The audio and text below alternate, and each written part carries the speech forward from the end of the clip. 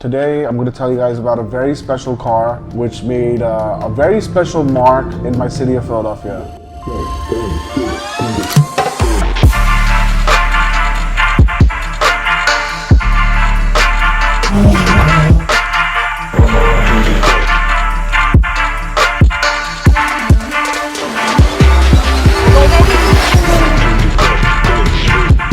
What's up, guys, and welcome back to another episode of Cartel Car Stories. Today, I'm going to tell you guys about a very special car which made a very special mark in my city of Philadelphia. I'll get to it. Let's start off with how I got this car. So basically, my mom is a big Audi fanatic. She used to always be an Audi fan. She's still using an Audi Q7 back home in America. Basically, I used to take her cars for service when she wasn't there because she would come back home to India to visit. So I was in there at the dealership. I took her Q5 for service. I happened to have time, because it was a quick service. They said you could stay and chill or whatever. So I was walking around the lot and I came across an Audi S4, a 2012, and I instantly fell in love. It was everything I wanted, and I came to know I could have actually leased the car. I was never into me and my family in general, we don't like financing cars or, leasing cars or whatever, but I was like, let me just break the ice and, do something for myself for once. And I went and spoke to the salesman there, and the lease payments were really, it made good sense. I could afford it as a 22-year-old. And I'm talking about 10 years ago, so you guys know my age now. So as a 22-year-old, Rual's laughing because he's like... Yeah, as a 22-year-old, it was really affordable. I could go ahead and, I forgot what it was. I think it was like $800 a month with insurance, after putting down like $3,000 or $4,000 as a down payment. But I needed someone to co-sign, I couldn't walk out there. My credit wasn't that good back then.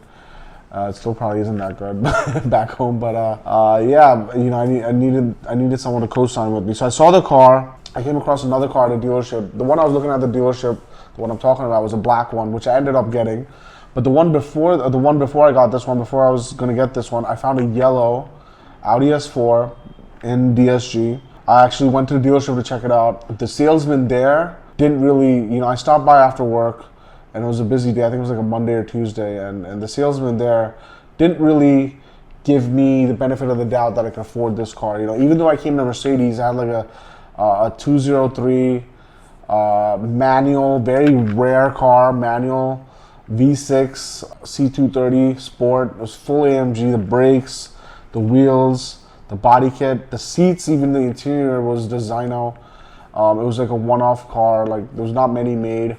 Not a one-off, but there's not many made. Probably like 50 cars complete. It was like some special edition or something before the 203 phased out, navigation and stuff. So anyways, I pulled up in that car. We can save that for another Cartel Car Story because that's a beautiful car. It was actually a unicorn. Anyways, I came in that car, and being a generation older, I guess the salesman didn't take me seriously.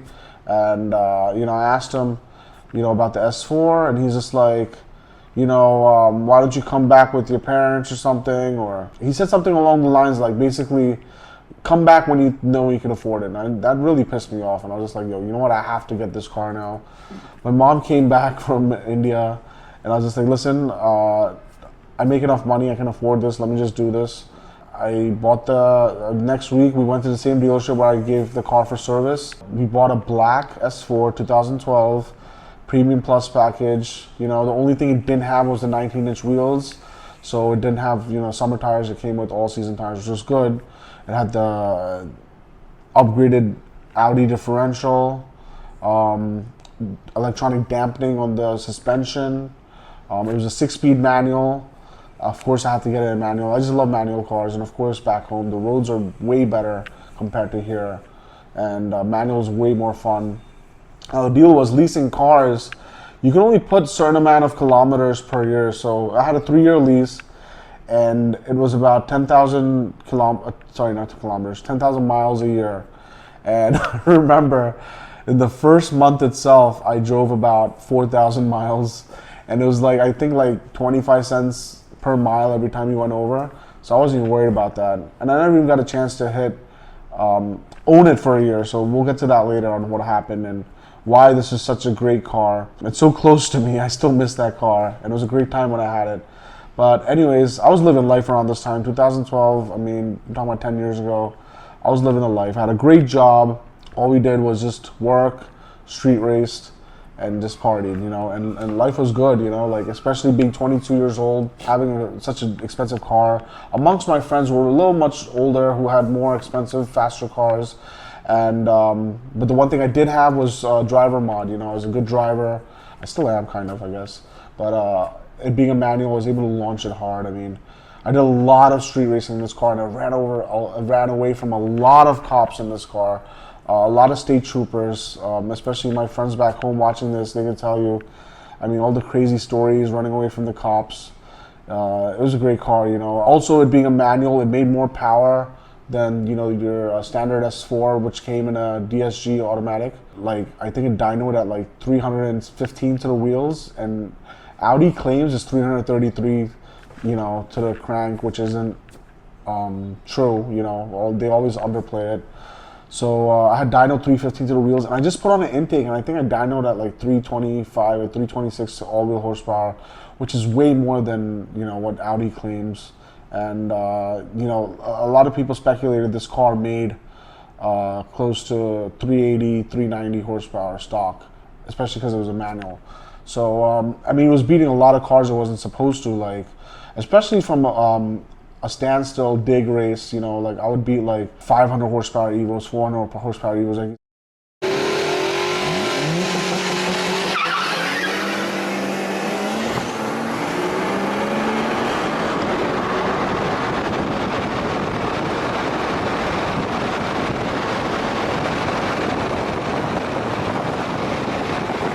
you can see in the videos, of me. Shout out to my boy Chip, Talent TSI. Go ahead and give him a subscribe. To check out the Philly street racing scene and obviously other stuff, the drag race events. But he was the local guy who would always film the street races. As you can see, I used to beat a lot of cars I wasn't supposed to. I lost to cars, especially the roll race.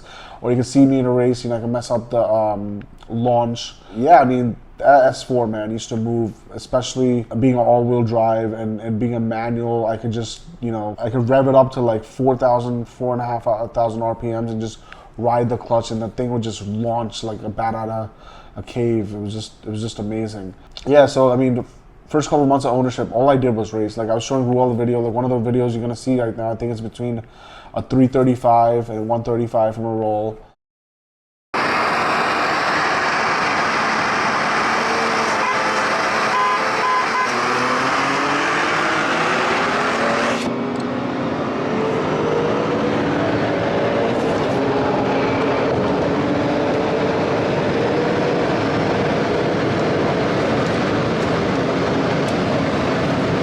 That was literally the day, I think, the day or the day after I got the car. I still remember the day I got the car. It was March 8, 2012. It will always be a memory for me. I remember me and my buddy Asif went and picked up the car to get the delivery. It was amazing, And everyone was surprised when I got it. It was crazy. And as soon as I got it, everyone wanted to race me. So as you can see from the videos, it was just, there's some cars I beat, there was some cars I lost, but all the cars I lost to, they were way faster.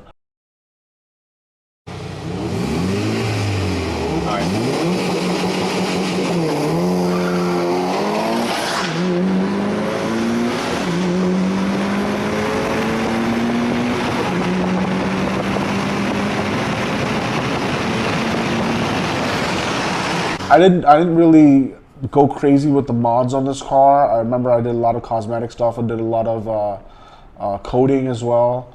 I went ahead and got like a stage 1 tune, I think, at Waterfest, Waterfest is an event in New Jersey that happens every year for Volkswagens. It's like a big event. And I remember Revo was giving out a free trial for stage 1. Was it Revo or APR? I forgot. But I had a stage 1 tune on there. I had an intake.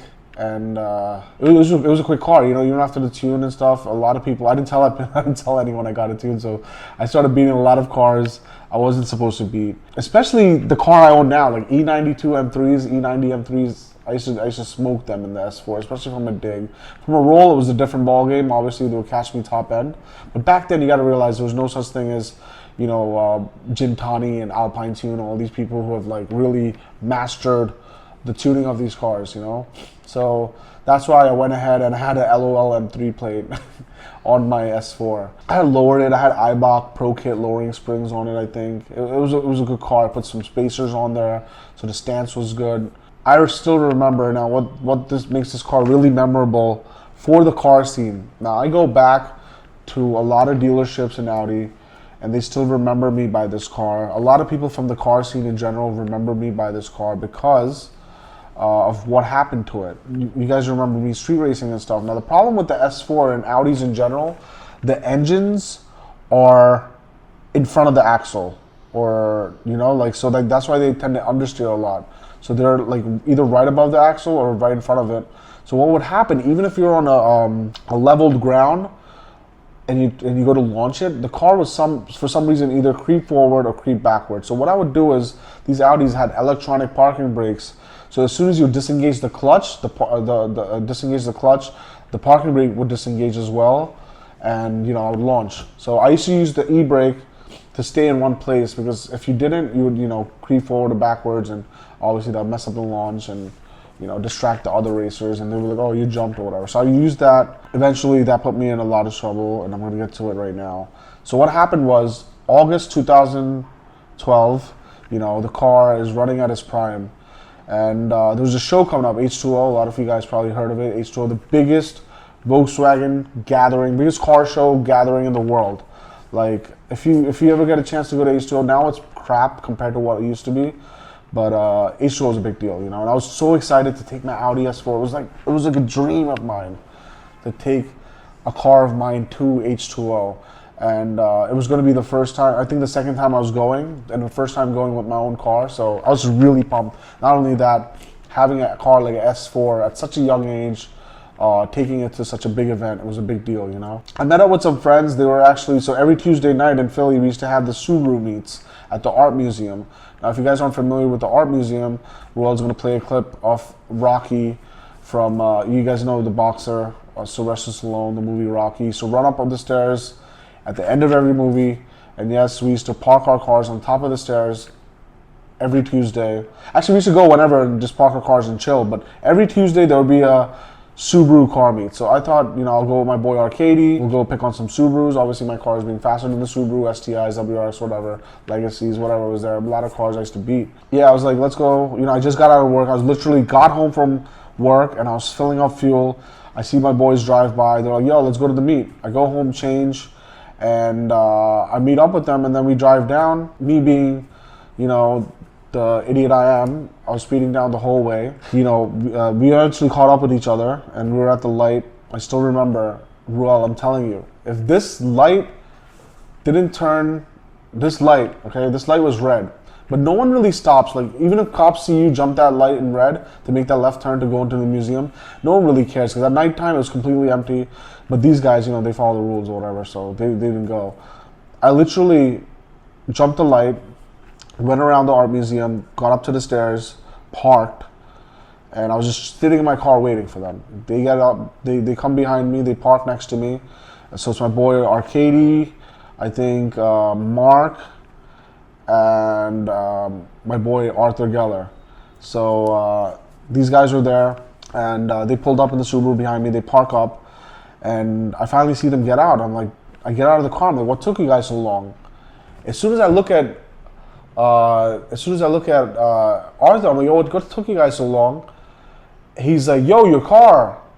And I look over, and I'm like, whoa, that's crazy. Someone's Acura TSX is going down the stairs. And I was like, oh wait, that's my car. I start running up, and I'm trying to grab the handle. I'm like, okay, this is not gonna work.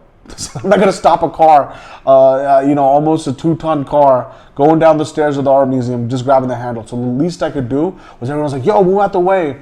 Down the stairs, you see there's like a little wall. So the stairs, as you can see, is like you go down the stairs, you go down, then there's like a little flat part. You go down, there's like a little flat part again, you know. And then one of the flat parts, you see this. I see this couple where the girl is sitting on top and the guy is in between the legs. You know, they're standing there doing couple stuff. And I just remember at the last one, I was like, "Yo, heads up!" And they suddenly look up, and the guy and the girl just jump out of the way, and my car just goes down and hits the wall where they were. and it just stops. And we're just like, what the hell just happened? And me and my friend just looked at each other like, oh crap. And I know, and at that point, I knew exactly what happened. Exactly what happened. And a lot of people till date still blame me. They were like, oh, you forgot to put the handbrake up. Oh, you didn't put it in gear. Okay, first of all, it was a brand new car, okay? Of course I'm gonna trust the handbrake, okay? I used to never leave it in gear because of being a brand new car. And I knew for a fact that the parking brake malfunctioned, and obviously I knew why it malfunctioned because of all the other times I used to use it when I used to street race. So that's why it malfunctioned. And this had happened to me once before as well, because there's a slight slope in my driveway where I park my car at my house.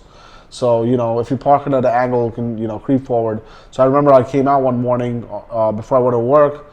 I saw my car was literally kissing the garage door. And I got in the car. As soon as I got in the car, it said parking brake malfunction. So I figured, you know, that's what happened. And then when this happened, I was like, okay, this is exactly what happened. My car's against the wall, like basically it hit the wall and then just scraped up. Headlight from bumper, you know, the coolant, everything just ugly mess, you know? And I'm just like, oh my God, like I'm just glad no one got hurt.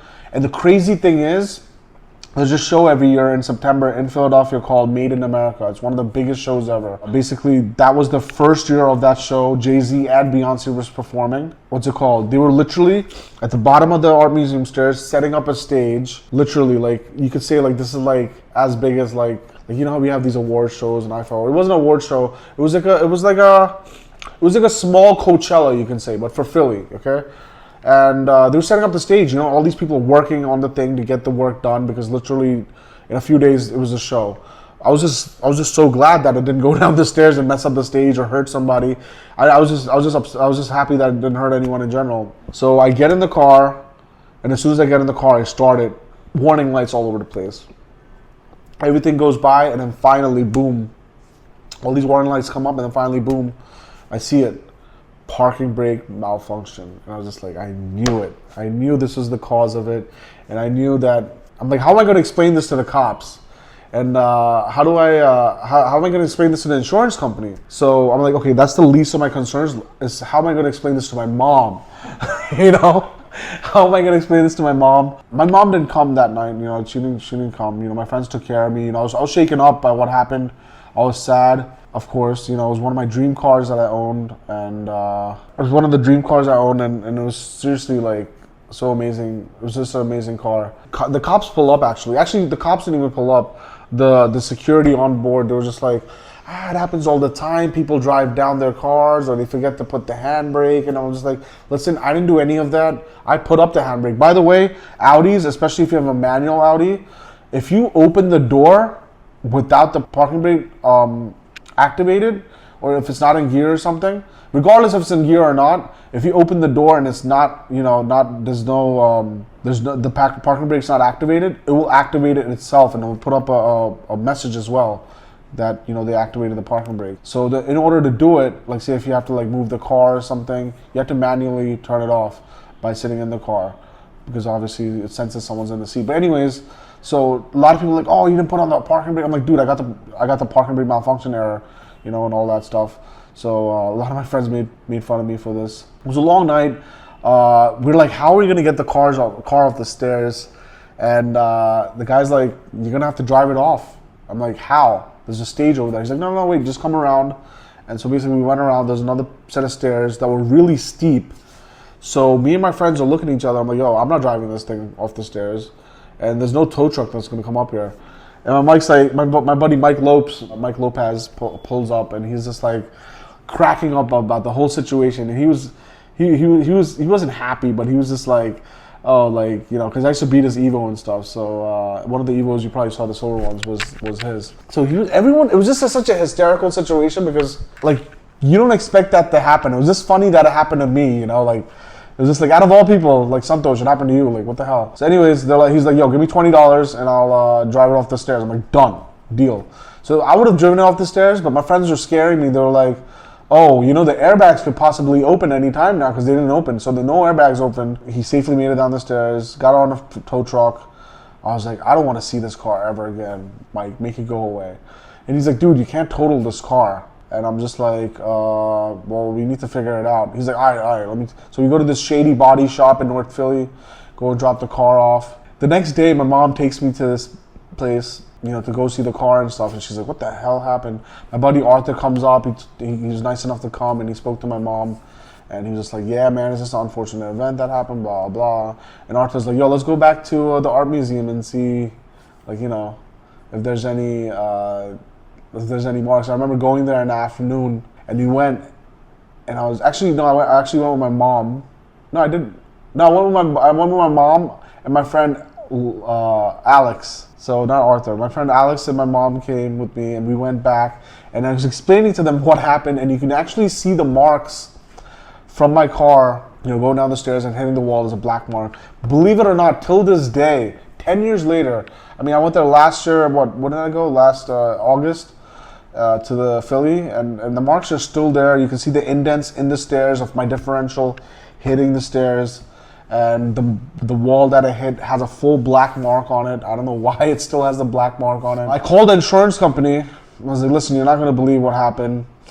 They're like, oh, let me just pull up your information, blah, blah, blah. So like, okay, you have an Audi S4. He's like, what happened? I'm like, okay, so